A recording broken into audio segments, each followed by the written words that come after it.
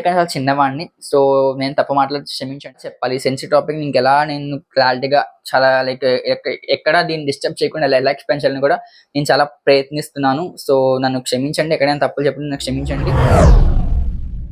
ఇప్పటిదాకా నేను ఎన్నో నామాలు చెప్పాను గానీ, ఇంత సెన్సిటివ్ నామము, ఇంత సెన్సిటివ్ టాపిక్ గురించి ఎప్పుడూ మాట్లాడలేదనమాట. సో, ఈ వీడియోలో ఈ సెన్సిటివ్ టాపిక్‌ని మాట్లాడాలనుకుంటున్నాను. ఎందుకంటే ఈ నామం మనకి అదే అర్థం అనమాట అండి. సో, మనం దీన్ని ఎక్కడ బ్లఫ్ చేయలేము ఈ నామాన్ని.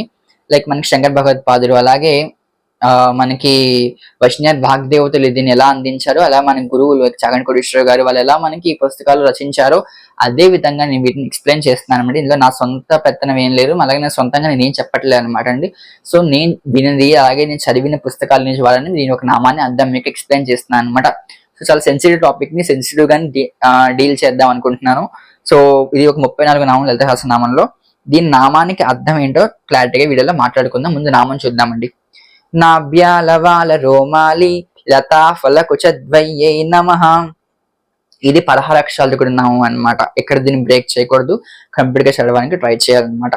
నాభ్యాల అంటే అమ్మవారి యొక్క బొడ్డు. బొడ్డు అంటే అందరికి గుర్తొచ్చేది కాంచీపురం. కాంచీపురంలో 18 శక్తి పీఠాలలో మనకి ఒకటి కాంచీపురం చాలా మెయిన్ ఫేమస్ అనమాట. అలాగే మనకి అది మూలాం నాయపీఠం చెప్తూ ఉంటారు. లైక్ కాంచీపురం ఎలాగైతే మనకి కామాక్షంబ తన యొక్క బొడ్డు ద్వారా లైక్ అక్కడ అమ్మవారు నాభి పడింది, అక్కడ అమ్మవారి బొడ్డు పడింది, అక్కడ శక్తిపీఠం వెలిసింది చెప్తారు కదా.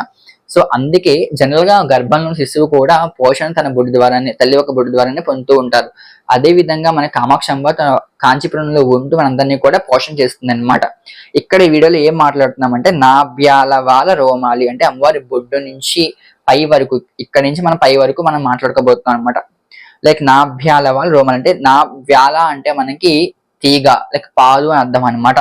సో, పాదు నాభ్యాల రోమాలి, రోమాలి అంటే వెంట్రుకలు. అంటే ఒక అమ్మవారి బొడ్డు భూమి అయితే భూమి నుంచి వచ్చిన పాదు ఎలాగైతే ఉంటుందో, పాదు నుంచి ఆ ఒక ఆకులు ఎలా అయితే ఉంటాయో అలా సన్నటి ఆకుల్లా ఉన్నాయి అమ్మవారి యొక్క వెంట్రుకలు. అయితే ఇక్కడ నుంచి పై వరకు మనకు అందరికీ ఉంటాయి కదా.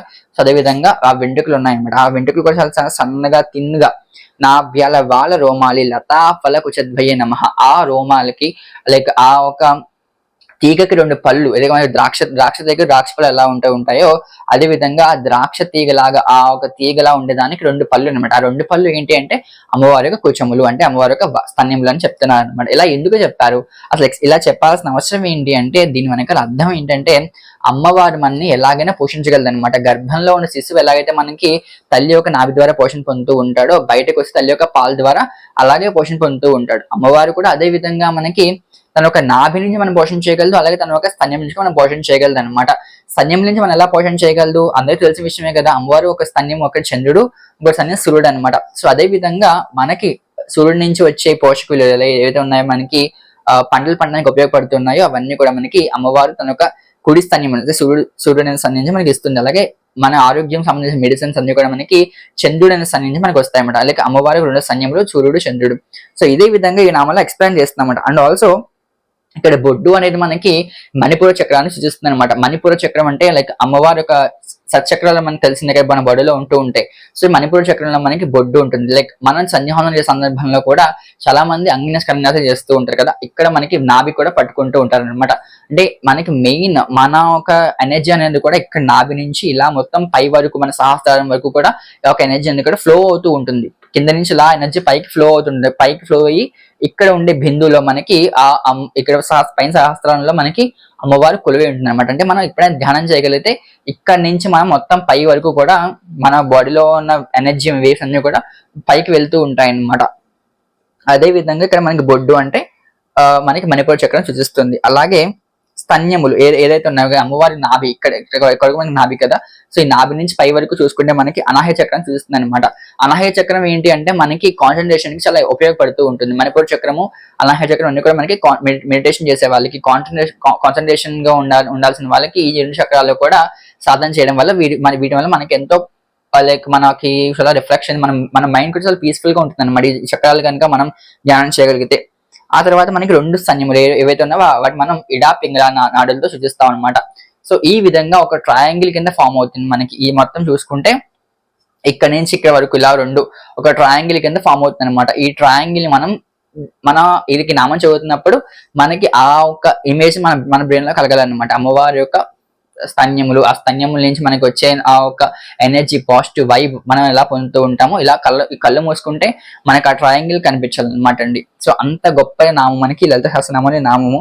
అలాగే దీన్ని చదవడం వల్ల మనకి కలిగే ప్రయోజనాలు ఏమిటి అంటే, జనరల్ గా మనకి ఇప్పుడున్న కాలంలో చాలా మంది తల్లులకి పాలు రావట్లేదు. పాలు సెన్స్ లైక్ చాలా మంది బ్రెస్ట్ క్యాన్సర్స్ వస్తున్నాయి. అలాగే చాలా మందికి ఇన్ఫెర్టిలిటీ ప్రాబ్లమ్స్ వస్తున్నాయి కదా, ఇవన్నీ కూడా మనకి నామం చదవడం వల్ల పోతాయన్నమాట. అలాగే లైక్ పిల్లలు కావాలని వాళ్ళు కూడా ఈ నామం చదువుకోవచ్చు అనమాట అండి. అంత గొప్ప నామం మనకి లలిత సహస్రనామాలో 34 నామము. సో ఇది నామాన్ని కంప్లీట్ గా చదవడానికి ట్రై చేయండి. దీన్ని ఈ నామాన్ని కనుక లైక్ ప్రెగ్నెన్సీ టైంలో ఎక్కువ చదివితే చాలా బాగుంటుంది అనమాట.